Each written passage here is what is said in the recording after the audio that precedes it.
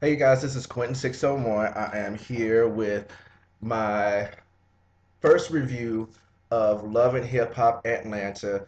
A couple of you guys have emailed me as well as posted on previous videos about me watching this season of Love and Hip Hop and this, that, and the fourth, and giving my review and weighing in. So that's what I'm here to do. That's what I'm going to do. So you guys sit back. Let's enjoy this crazy ass reality TV show ride of Love and Hip Hop Atlanta, and let's just go ahead and get in it. So,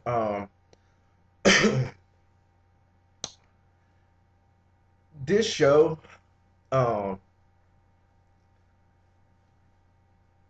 is not to me what I'm getting from Love and Hip Hop Atlanta right now. That there is a sense of, and you will hardly ever hear me use this word because I don't really use it, nor I don't whatever. This show to me gives me some type of realness of how shady, how people are fucking shady and this, that, and the fourth, and they're just not acting and carrying on just to be acting and carrying on because they have the platform to do so. It's some shady, trifling motherfuckers in this show. Very trifling, very dirty, very dirty. But I'm gonna go ahead. I'm gonna weigh in on the people that I like first and can tolerate, and then I'm gonna go over to the people that I can't tolerate in the show. Uh, so I'm gonna start with Erica, Lil Scrappy, and Mama D. Okay, those three right there in the show. Even though Mama D and Lil Scrappy don't have too much to do with the show per se, as far as like the casting, but they're on the show because of Erica and Lil Scrappy's um, let Scrappy's ties together or whatever. And you know, somebody as crazy as Mama D, they ain't gonna let that opportunity pass by letting that crazy bitch getting on there. But be that as it may, I like those three. I actually like those three. Erica, I'll say this for right now. To me, Erica is being a little silly because, this is my whole thing. And maybe because I've been through some shit, and I'm not saying because of what I've been through that I know it all, but this is my thing.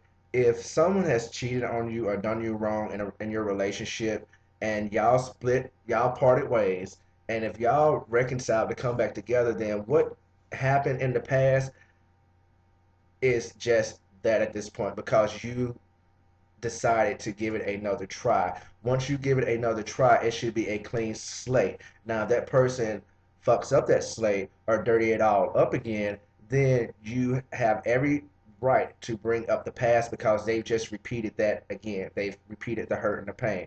But if you're giving them a second try, don't tell them, well, this is strike number two. This is your second chance, this, that, and the fourth. Even though you know it's their second chance, but don't let them fuck up if they gonna fuck up. Don't self prophesize the fuck up. Is what I'm saying. Um, but I think that Erica and Lil Scrappy they gonna work things out because Lil Scrappy is just too. To me, I think he's too um into his 6-year-old daughter to just let something fail like that and knowing that um what it's like um to be in a relationship and well, know what it's like to be in a household that's dysfunctional because his mom was dysfunctional. She was a pimp and a drug dealer, so he has to have picked up some dysfunction there. I'm not saying the mama D is all truthful with what she has to say, but I think that crazy bitch has a lot of knowledge and just a lot of street game and this, that, and the fourth. But if you decipher and decode all of her shit, she does make a lot of sense. Okay, so I like them. Okay.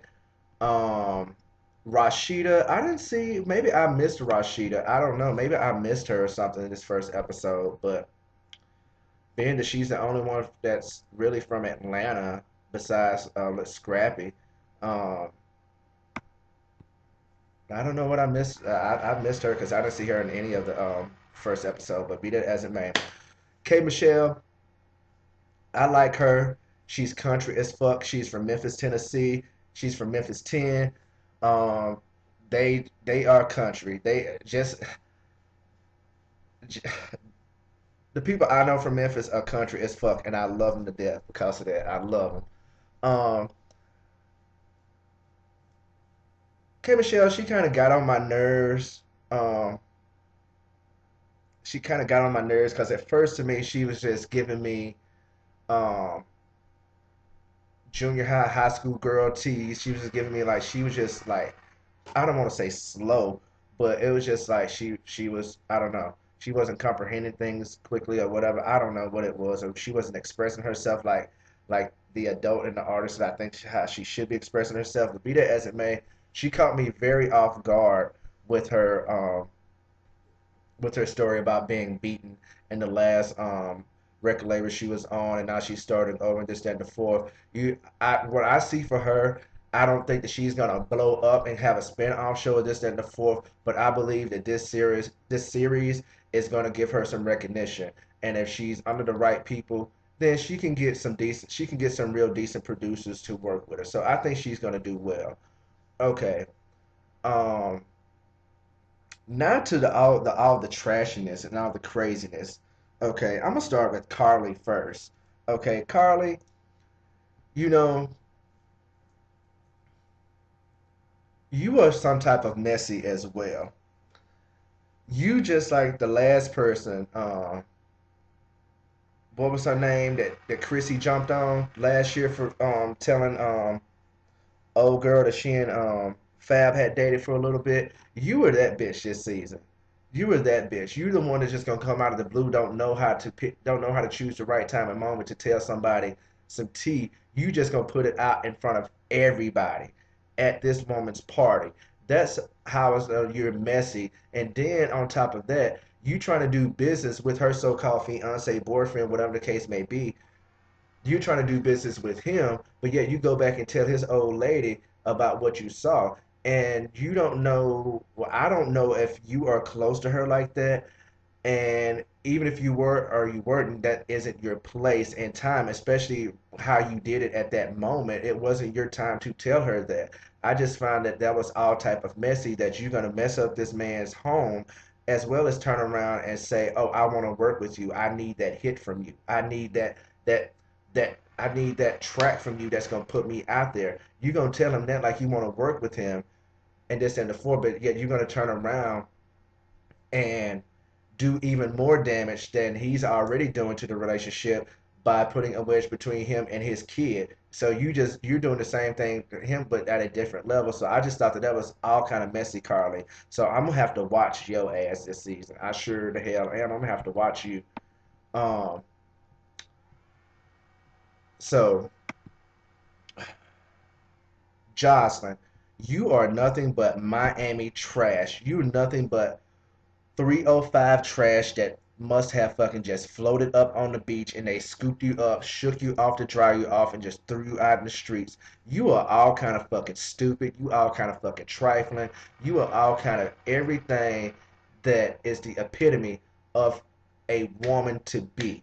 You are just that. You are fucking a man that is maybe married, divorced, separated, whatever the case may be. You know this man has situations, not a situation. He has situations, and you just because you want to get a little fame and you think that you are cute, you think that you are hot, you think that you have talent, you're you are the prime person for this for Stevie J to prey off of.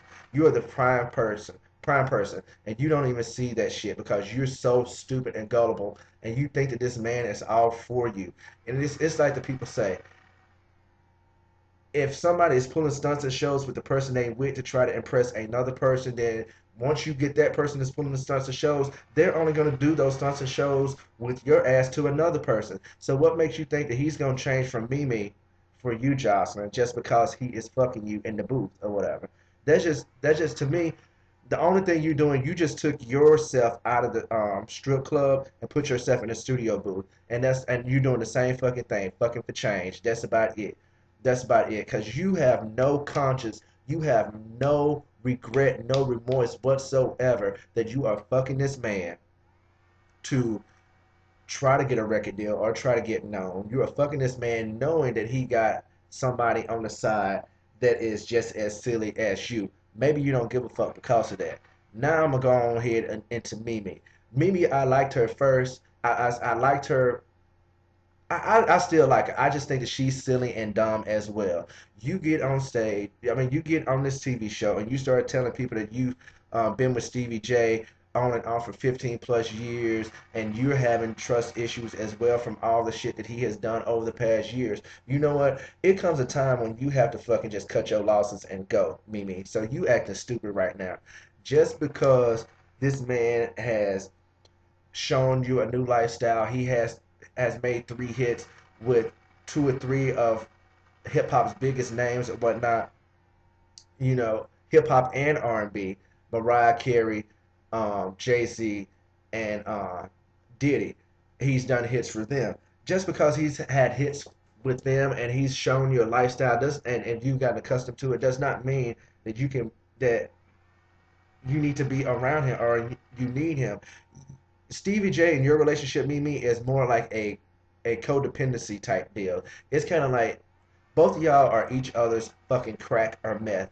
Neither one of y'all want to drop the habit, but neither one of y'all can fucking leave. You don't want to drop it, and even if you wanted to drop it, you can't drop it. That's what I see between you two.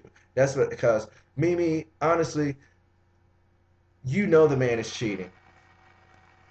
Your friend, what's her name? Ariane, or whatever her name is. I just know she's from Mississippi and she's real beautiful. I love her too. Your friend, um, she is clocking your tea and his tea as well, but she's trying to break it down to you so it doesn't seem like she's attacking you and this, that, and the fourth. You have to be silly. She has been there only 8 of those 15 and know what the fuck you've told her about the relationship and have seen it. So you have to quit being silly, Mimi, and just go ahead and cut your damn losses because you see he's already trying to put your ass out of the city so he can stay in the city and do whatever he wants to do. You already see that. Why don't you go ahead and get the house, get you a nice fucking car. It needs to be an Audi A8. It needs to be something that and above. You need to get that car, get that house, and if you are married or separated, you need to go ahead and hit the divorce court up and just call it a fucking day and leave it alone. You chasing behind a man that doesn't want to be held down, and you figure that you can change his ways. This man is not going to change for you anytime soon because you've already, like your friends say, you've already given him what he wanted, a child, the family setting, and this and the fourth. But he's really not ready for that. He still wants to play the field, the game, and everything else in between. He wants to see the game played and all of this, and he wants the concessions with it. But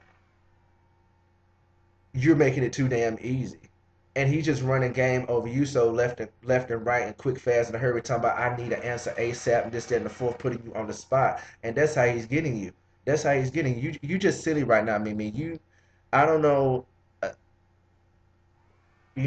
I don't know what it is.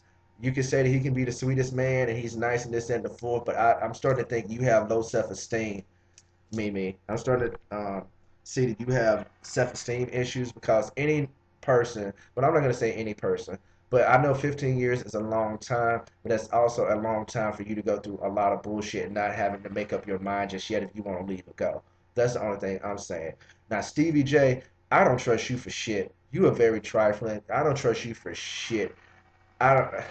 It wouldn't be surprised you have given me an STD by now. It wouldn't surprise me because if you go to somebody like Jocelyn, who is pure trash, I don't see what you see in Jocelyn compared to Mimi. I do not see what you just because she's um, a Latina. Stevie J. Wow. Anyway, this is only this is only the first episode. My feeling about the first episode. I'm not gonna go into like a whole lot of detail about the situations in the first episode. I'm gonna wait to see the second episode. But just how I feel about the cast as of right now. Um, Mimi is silly. Stevie J is trifling. She should leave him. Jocelyn is every bit of fucking whore. Every bit of whore and industry whore. She's every bit of industry whore. You look up industry whore and that's her name. Like I said, Rashida, I must have missed her or whatever the case may be. Erica, I like Erica. Um, she's a little silly also, but she and Scrappy is gonna get it together. I love Mama D. She's out there. She's crazier than Jackie Christie, Tammy Roman, um, Kenya, and whatever other crazy bitch you can throw in the mix. She's crazier than them all. Plus the terminology that everybody likes to use, real. That's a real bitch and not something that's just put on and brought up on when the cameras are rolling. Um, K Michelle, I like her too. I'm still interested in hearing about her story, and I'm interested in seeing her grow. I really am. For whatever reason, her singing annoys the shit out of me, but I think that she can grow and she can do something. Um, Carly, like I said, I'm gonna watch you because you seem a bit trifling, even though your intent may be good, or maybe you may have good intent on what you did, but how you delivered the message, I just thought was messy. So I'm gonna have to watch you to see how much mess you stir up this season. But yeah, that's just my review on Love and Hip Hop Atlanta. I just expect it to be a whole bunch of ratchetness and this, that, and the fourth. I'm gonna have to call my friend in Atlanta, the one of my very, very, very close friends, and see if he and his partner know anything about these cast members, any tea that they've heard on the streets in Atlanta. So I'm gonna stay in tune with this. I'm gonna stay in tune with this. But if it gets way out of hand, and gets crazy like Tammy did last season with basketball wise, I don't think it's gonna get there. I don't think it's gonna get there. I think Mama D is gonna be too entertaining, and she probably end up getting her own spin-off cooking show right next to Paula Dean. But be that as it may, this is Quinn 601, so I hope you guys enjoy the review. I'm gonna be watching this with you guys. I may be a couple of days late with the review, but I'm gonna try to come in every week and weigh in on um, love and hip hop. So this is Quinn 601. Thank you again. Peace.